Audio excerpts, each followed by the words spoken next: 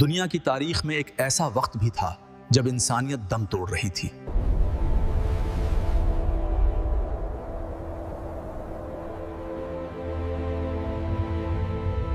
عرب کا وہ تپتا ہوا صحرا جہاں بیٹیوں کو زندہ دفن کر دینا گرو سمجھا جاتا تھا۔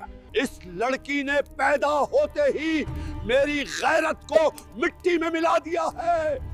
اگر یہ زندہ رہی تو لوگ مجھ پر ہنسیں گے، اس سے بہتر ہے کہ یہ ہمیشہ کے لیے اسی مٹی میں سو جائے۔ جہاں کمزور کی کوئی جگہ نہیں تھی اور طاقتور کا فیصلہ ہی قانون تھا۔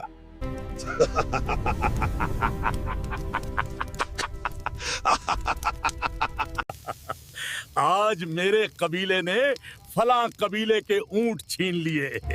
عرب میں وہی جیے گا جس کی تلوار میں دم ہے اور جس کے پیچھے بڑا خاندان ہے۔ کمزوروں کی کوئی حیثیت نہیں۔ اور یہ غلام، یہ تو ہماری ملکیت ہیں۔ ان کا کام صرف ہماری خدمت کرنا ہے۔ جو سر اٹھائے گا، مکہ کی گرم ریت اور بھاری پتھر اس کے لیے کافی ہیں۔ آج ہم شروع کر رہے ہیں اسلام کی وہ داستان جس نے صدیوں کی ذلت کو عزت میں بدل دیا۔ لیکن کیا آپ جانتے ہیں کہ اسلام سے پہلے مکہ کے وہ لوگ کعبہ کے ساتھ کیا کرتے تھے جنہیں آج ہم دشمن اسلام کے نام سے جانتے ہیں؟ بالکل صحیح کہا تم نے ابو الحکم۔ ہمیں کیا پرواہ کسی نئے دین کی، یہ ہمارے خدا ہماری تجارت کی حفاظت کرتے ہیں۔ مکہ جو حضرت ابراہیم علیہ السلام کا بسایا ہوا شہر تھا، اب بت پرستی کا مرکز بن چکا تھا۔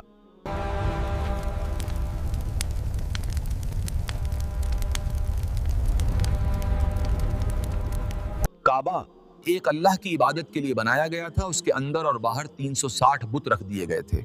ہر قبیلہ اپنے الگ خدا کی پوجا کرتا تھا۔ ہمارے یہ باپ دادا کے خدا ہی ہماری طاقت ہیں۔ ان کی بدولت عرب کے قبیلے ہماری عزت کرتے ہیں۔ قریش کے سردار جو اپنے آپ کو کعبہ کا محافظ کہتے تھے، وہ شراب، جوا اور قبائلی دشمنی میں ڈوبے ہوئے تھے۔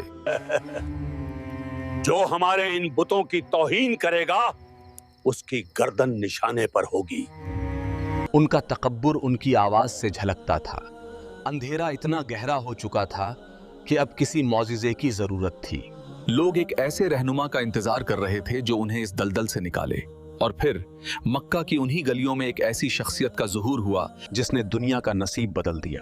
لیکن جب حق کا سورج نکلنے لگا تو سب سے پہلے دشمن وہی لوگ بنے جو کل تک صادق اور امین کہتے تھکتے نہیں تھے۔ ہم نے آپ کو ہمیشہ سچا اور امانت دار پایا ہے۔ آپ نے کبھی جھوٹ نہیں بولا۔ ہم آپ کی بات پر پوری طرح یقین کریں گے۔ مکہ کی فضاؤں میں ایک ایسی آواز گونجنے والی تھی جس نے صدیوں سے چلے آ رہے گھمنڈ کو ہلا کر رکھ دینا تھا۔ وہ شخص جنہیں پورا مکہ صادق اور امین کہتا تھا، اب ایک ایسا سچ پیش کرنے والے تھے جو کفار کے جھوٹے خداؤں کا نشان مٹا دیتا۔ لیکن کیا آپ جانتے ہیں، جب پہلی بار صفا کی پہاڑی سے حق کی آواز اٹھی تو دشمنوں نے کیا کہا تھا؟ اللہ کے رسول صفا کی پہاڑی پر کھڑے ہو کر لوگوں کو پکارنے لگے تو مکہ کے بڑے سردار دوڑتے ہوئے وہاں آ گئے۔ وہ صفا کی چوٹی پر کھڑے ہیں، آخر کیا بات ہو سکتی ہے؟ چلو سنتے ہیں۔ انہوں نے آج تک کبھی جھوٹ نہیں بولا۔ انہیں لگا کہ شاید کوئی دشمن حملہ کرنے والا ہے یا کوئی بڑی خبر سامنے آئی ہے، لیکن جب انہیں ایک اللہ کی عبادت کی دعوت دی گئی تو ان کے چہرے غصے سے لال ہو اٹھے۔ تب پہاڑی سے ایک سوال گونجا، اگر میں تم سے کہوں کہ اس پہاڑی کے پیچھے ایک لشکر تم پر حملہ کرنے والا ہے تو کیا تم میری بات کا یقین کرو گے؟ کفار ایک دوسرے کی طرف دیکھتے ہیں اور ایک ہی آواز میں جواب دیتے ہیں، ہاں، کیوں نہیں؟ ہم نے آپ کو ہمیشہ سچا اور امانت دار پایا ہے۔ آپ نے کبھی جھوٹ نہیں بولا۔ ہم آپ کی بات پر پوری طرح یقین کریں گے۔ لیکن جیسے ہی انہوں نے فرمایا کہ میں تمہیں ایک اللہ کی عبادت کی طرف بلاتا ہوں اور آنے والے سخت عذاب سے ڈراتا ہوں، تو وہی سچا ماننے والے لوگ اچانک دشمن بن گئے اور ان کے چہروں کے رنگ بدل گئے۔ ابو لہب بن ہشام غصے سے بے قابو ہو اٹھا اور اس نے حضور وسلم کے خلاف ایک بے حد گھٹیا اور اپمان جنک شبدوں کا استعمال کیا۔ تبت لکا سائر اليوم، کیا تو نے ہمیں صرف اسی لیے جمع کیا تھا کہ ہم اپنے پرخوں کا دین چھوڑ دیں؟ ہم ان پتھر کی مورتیوں کو چھوڑ کر تیرے ایک خدا پر یقین کر لیں؟ ہرگز نہیں۔ حضور صلی اللہ علیہ وسلم کی اسلام کی یہ دعوت صرف ایک پہاڑی تک سیمت نہیں رہی بلکہ ہر گھر تک پہنچ گئی۔ کفار مکہ پریشان ہو گئے क्योंकि उनका सदियों पुराना कारोबार और बुत परस्ती खतरे में पड़ गई थी। उनके दिलों में एक ऐसा डर पैदा हो गया जो उन्हें चैन से सोने नहीं देता था, और यही डर उन्हें एक गुप्त बैठक करने पर मजबूर कर गया। अबू जहल का चेहरा गुस्से से लाल हो चुका था। उसने दांत भींचते हुए कहा, अगर हमने इसे अभी नहीं रोका तो हमारे गुलाम हमारी इताअत छोड़ देंगे। वो कहता है कि गोरा और काला बराबर हैं, सरदार और गुलाम एक हैं। अगर ये बात फैल गई तो हमारी सरदारी का क्या होगा? तभी एक सरदार उमैया बिन खलफ इस्लाम की दावत को रोकने के लिए एक बेहद घिनौनी और नीच तरकीब पेश किया। हमें इस पैगाम का मजाक उड़ाना होगा। लोग कहें कि ये कोई जादू है या किसी शायर की शायरी। जब बातों से बात नहीं बनी तो कुफ्फार ने हथियार और जुल्म का सहारा लिया। उन्होंने तपती रेत पर गरीब मुसलमानों को लिटाना शुरू कर दिया। छोड़ दे इस नए दीन को, बोल के तेरे खुदा ये लात और उज्जा हैं। लात अरब के जाहिली दौर एक मशहूर देवी मानी जाती थी। उसे ताइफ में ज्यादा पूजा जाता था।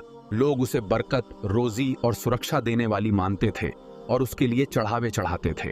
उज्जा को कुरैश और आसपास के कबीले बहुत ताकतवर देवी मानते थे। उसका मंदिर नखला नाम की जगह पर था। लोग उसे ताकत, विजय और इज्जत देने वाली समझते थे।